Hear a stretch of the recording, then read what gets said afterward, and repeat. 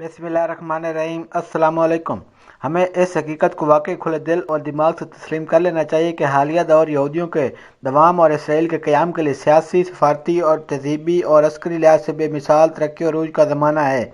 यानी यहूदी सियासी, सफारती, तहज़ीबी और अस्करी मैदान में जिस कदर आज मजबूत और ताकतवर हो चुके हैं, माजी में इतनी सियासी ताकत और क़ुव्वत कभी यहूदियों को हासिल न हो सकी थी। यकीनन जब किसी कौम के हाथ में अचानक से सियासी ताकत का आ जाए तो ऐसी कौम की खुद एतमादी आसमानों को छूने लगती है, और फिर उस कौम के मुक़्तदर रहनुमा अपने हाथ में आ जाने वाले ताकत के डंडे से अक़वाम आलम को अपनी मर्ज़ी से ग़ुलामों की तरह हाँकना शुरू कर देते हैं।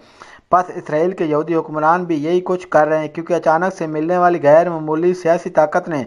इसराइलियों को मन हैसुल कौम इस खपत में मुब्तला कर दिया है कि आलमी हुक्मरानी का ताज उनसे फ़कत 2-4 कदम की दूरी पर ही रह गया है।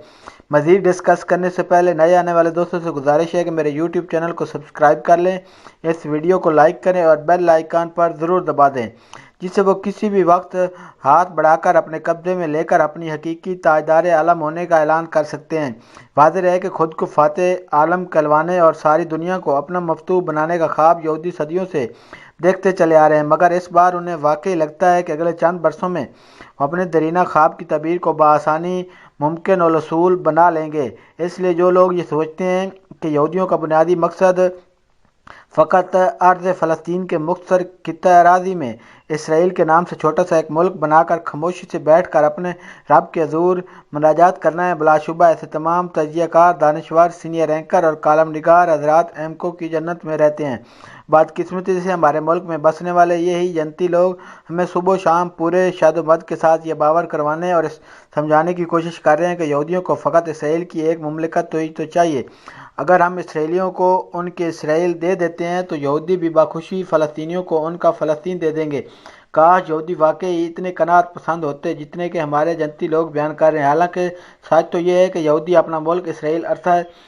दराज हुआ फ़लस्तीनियों की सरजमीन पर बज़ोर ताकत आबाद कर चुके हैं, और अब तो खैर से इसराइल के इर्द गिर्द रहने वाले तमाम मुस्लिम अरब ममालिक भी एलानिया या गैर एलानिया इसराइल को बतौर एक रियासत तय दिल से कबूल कर चुके हैं। तक कि बेचारे फ़लस्तीनी भी इसराइली रियासत को मजबूरी में ही सही लेकिन कानूनी तौर पर तस्लीम तो बहरहाल करते हैं। ऐसे में होना तो ये चाहिए था कि यहूदी इसराइल को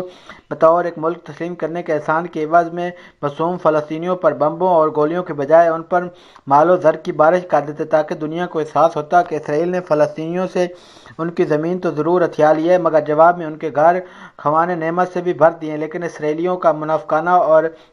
रवैया मुलाहिज़ा हो कि ऐसे फ़लस्तीनी जो इसराइल को रोज़ अव्वल से तस्लीम करते चले आ रहे हैं और जिनको इसराइल ने अपनी शहरियत भी दी हुई है, ऐसे इसराइल नवाज़ फ़लस्तीनियों पर भी इल्ज़ाम लगाकर इसराइल की अदालतों में मुकदमे चलाए जा रहे हैं कि ये इसराइली फ़लस्तीनी यहूदी दोशेदाओं को वरगला कर उनसे शादी कर रहे हैं और हम यहूदियों की पाक नस्ल को फ़लस्तीनी खून से आलूदा करने की कोशिश कर रहे हैं।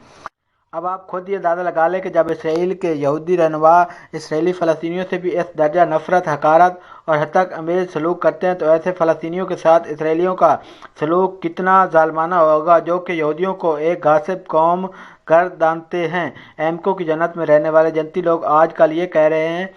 और हमें डरा रहे हैं कि इसराइल को तस्लीम न करने की सफारती ज़िद की वजह से पाकिस्तान को दुनिया भर में तनहा कर दिया जाएगा और पाकिस्तान पर सियासी, सफारती और मुआशी सतह पर इस कदर दबाव डाला जाएगा कि मुस्तकिल करीब में पाकिस्तानियों पर अरसा हयात तंग से तंग हो जाएगा। पाकिस्तान अक़वाम आलम में वाकई वो तनहा मुल्क है जिसने अभी तक इसराइल को बतौर एक रियासत एलानिया या गैर एलानिया हर सतह पर तस्लीम करने से साफ इनकार किया हुआ है। लेकिन काबिल गौर बात यह है कि क्या ज़ालिमानों की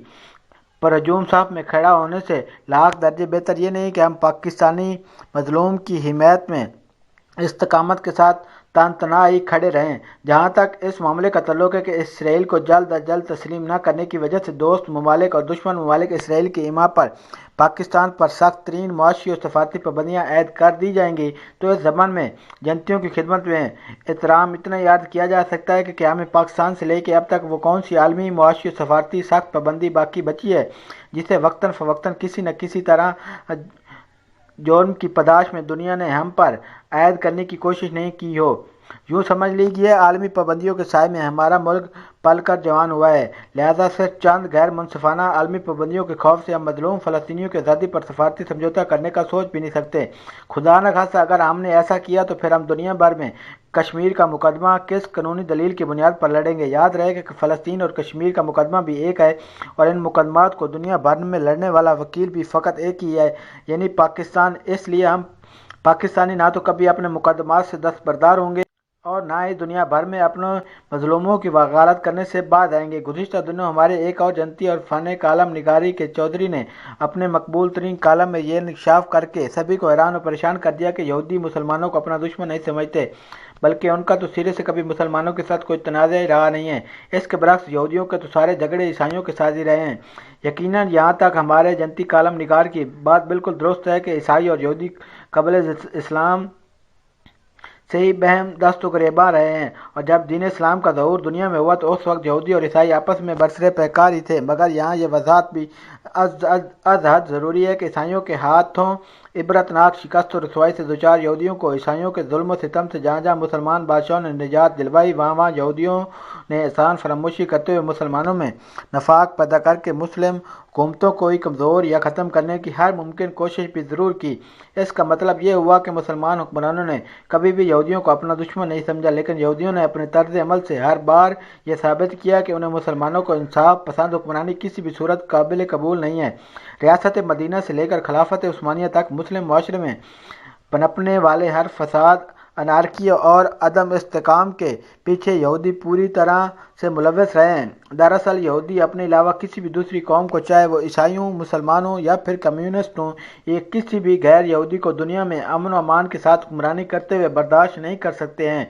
کیونکہ بنی اسرائیل کے زمانے سے ہی یہودی ربیوں نے اپنی قوم کے اذہان میں ایک بات اچھی طرح سے راسخ کر دی ہے کہ یہودی خداوند کی سب سے برتر، محبوب ترین اور افضل قوم ہے، اور انہیں ساری دنیا پر حکمرانی کے لیے پیدا کیا گیا ہے۔ یہی وجہ ہے کہ یہودی ظالم ہوں یا مظلوم، ہر دو صورتوں میں ان کے توسیع پسندانہ عزائم دنیا کے امن و امان کے لیے ہمیشہ سے ہی خطرناک اور مہلک ثابت ہوئے ہیں۔ لہذا اسرائیلی ریاست کا قیام صرف ارض فلسطین کے لیے نہیں بلکہ دنیا کی ہر ملت اور ملک کی آزادی و سلامتی کے لیے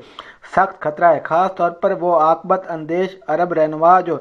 اسرائیل کی سفارتی محبت میں مرے جا رہے ہیں۔ اسرائیلی سب سے پہلے ان متمول عرب حکمرانوں کو ہی اپنے توسیع پسندانہ عزائم کی راہ میں قربان کرنا چاہیں گے۔ اس لیے ہمارا ماننا ہے کہ آج جو بھی مسلم ریاست اسرائیل کو تسلیم کرنے کے سفارتی معاہدے پر دستخط کر رہی ہے،